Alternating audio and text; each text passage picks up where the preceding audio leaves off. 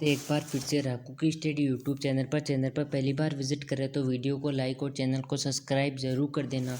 आज हम इस वीडियो के अंदर जानेंगे बायोलॉजी से संबंधित कुछ महत्वपूर्ण प्रश्न जो आपको हर एक कंपटीशन एग्जाम के अंदर पूछे जाते हैं और इन प्रश्नों की आपको जानकारी होना भी जरूरी है। चलो वीडियो को शुरू करते बिना टाइम वेस्ट किए।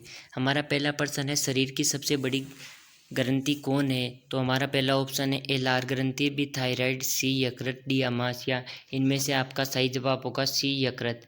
ठीक है। इसके बाद में हमारा प्रश्न नंबर 2 आता है, मनुष्य में माता जनन अंग किस हार्मोन का स्त्राव होता है? ए एस्ट्रोजन, बी प्रोजेस्टेरोन, सी रिलैक्सिंग और डी सभी कथन सत्य। आपका सही जवाब होगा सी रिलैक्सिंग। ठीक है। इसके बाद में हमारा क्वेश्चन नंबर 3 आता है, मनुष्य में ऐच्छिक गतिविधियों का नियंत्रण किसके द्वारा होता है? ए सेरिब्रम के द्वारा, बी थायराइड के द्वारा, सी सेरिबेलम के द्वारा, डी इनमें से कोई नहीं। तो आपका सही जवाब होगा ए सेरिब्रम के द्वारा होता है। ठीक है।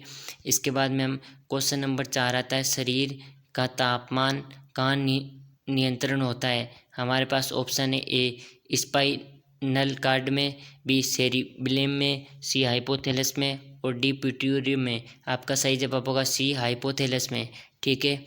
इसके बाद में क्वेश्चन नंबर 5 आता है, अमीबा में भोजन का अंतर्ग्रहण किसके द्वारा होता है? ए कूटपाद के द्वारा, बी कोशिका मुंह के द्वारा, सी सीलिया के द्वारा, डी गुदावाड के द्वारा। आपका सही जवाब होगा ए कूटपाद के द्वारा। ठीक है। इसके बाद में क्वेश्चन नंबर 6 आता है, निम्न में से कौन सा एंजाइम लार में पाया जाता है? ए पेप्सिन, बी ट्रिप्सिन, सी टाइलिन और डी काइमोट्रेप्सिन। आपका सही जवाब होगा सी टाइलिन। ठीक है। इसके बाद में हमारे क्वेश्चन नंबर 7 आता है हमारे सामने, वह प्रक्रिया जिसके द्वारा मनुष्य श्वास ग्रहण करता है तथा छोड़ता है वह कहलाती है? ए श्वसन, बी सुवासन वास और सी प्रवास और डी निश्वेसन। आपका इसमें आपका सही जवाब होगा बी। ठीक है, सर्वोच्छ्वासम। ठीक है। इसके बाद में हमारा क्वेश्चन नंबर 8 आता है, ऊर्जा उत्पादन के लिए कोशिका प्राय किसका उपयोग करती है? ठीक है। ए अमीनो अम्ल का, बी ग्लूकोज का, सी वसा अम्ल का और डी सुक्रोज का। आपका सही जवाब होगा बी ग्लूकोज का। ठीक है। इसके बाद में क्वेश्चन नंबर 9 आता है, वह विक्रिया द्वारा पौधों में ऑक्सीजन बाहरी वातावरण से कोशिकाओं में पहुंचता है वह क्या कहलाती है? ए किण्वन, बी विसरण, सी दहन, डी प्रकाश संश्लेषण। इसका सही जवाब होगा बी विसरण। ठीक है। क्वेश्चन नंबर 10 से, श्वसन की अभिक्रिया में खाद्य पदार्थों का परिणति क्या होती है? ए विघटन, बी दहन, सी परिवर्तन, डी संश्लेषण। आपका सही जवाब होगा ए विघटन। इसके बाद में हमारा क्वेश्चन नंबर 11 आता है, खाद्य पदार्थों का पौधों में स्थानांतरण का मुख्य रूप कौन सा है? ए ग्लूकोज, बी स्टार्च, सी सुक्रोज, डी प्रोटीन। आपका सही जवाब होगा सी सुक्रोज। इसके बाद में क्वेश्चन नंबर 12 आता है, एक स्वस्थ मनुष्य का रक्तचाप चाप होता है? ए 90/60, बी 120/80, सी 120/30 और डी 140/160। ठीक है। आपका सही जवाब होगा 120/80। ठीक है। क्वेश्चन नंबर 13 है, मनुष्य के मस्तिष्क का सबसे बाहरी झिल्ली होती है? ए पियामीटर, बी मीटर, सी ड्यूरोमीटर और डी एरेक्नोइड। आपका सही जवाब होगा सी ड्यूरोमीटर।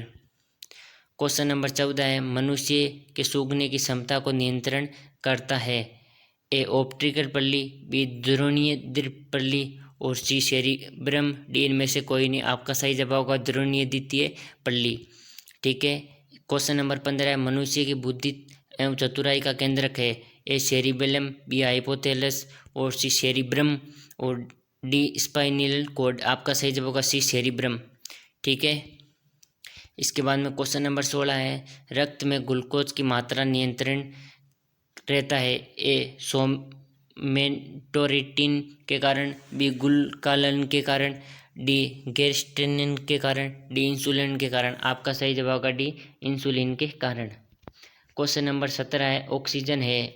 ए वसा, बी कार्बोहाइड्रेट, सी एंजाइम, डी हार्मोन। ठीक है। इसका सही जवाब होगा एंजाइम। ठीक है। इसके बाद में हमारे क्वेश्चन नंबर आता है 18वां, जैव प्रक्रम के अंतर्गत कौन आता है? ए पोषण, बी उत्सर्जन, सी शोषण और डी सभी। आपका सही जवाब होगा इसके अंदर सभी।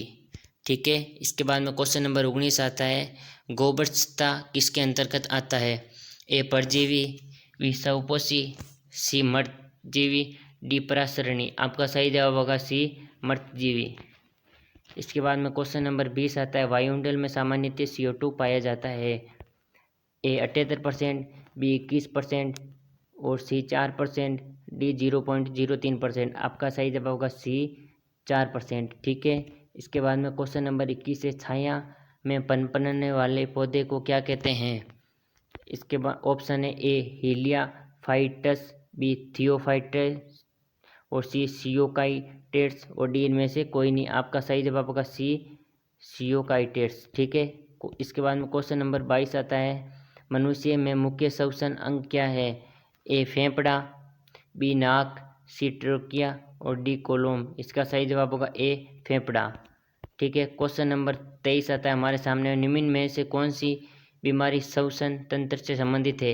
ए डायरिया, बी टीबी, सी निमोनिया और डी बी और सी दोनों।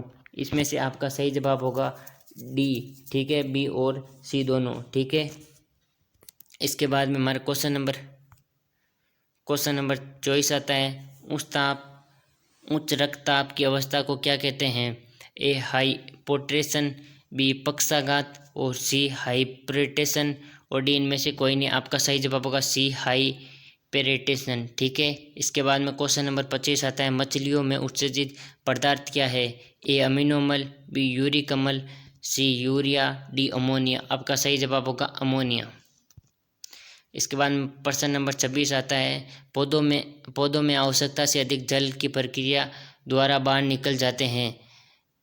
ए अवशोषण, बी वाष्पोत्सर्जन, सी उत्सर्जन, डी प्रकाश संश्लेषण। आपका सही जवाब होगा बी वाष्पोत्सर्जन। ठीक है, इसके बाद क्वेश्चन नंबर 27, निम्न में से किस प्रकाश संश्लेषी अंग कहते हैं? ए पत्ती, बी हरित लवक, सी स्टोमाटा, डी जड़। आपका सही जवाब होगा ए पत्ती। ठीक है, क्वेश्चन नंबर 28 है, पौधों में गैसों का आदान प्रदान के लिए रहते हैं?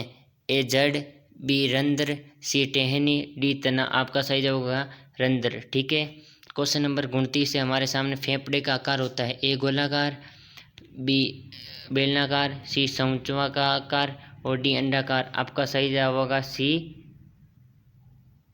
शंक्वाकार। ठीक है, इसके बाद में क्वेश्चन नंबर 30 है, भोजन का पाचन किस अभिक्रिया के द्वारा होता है?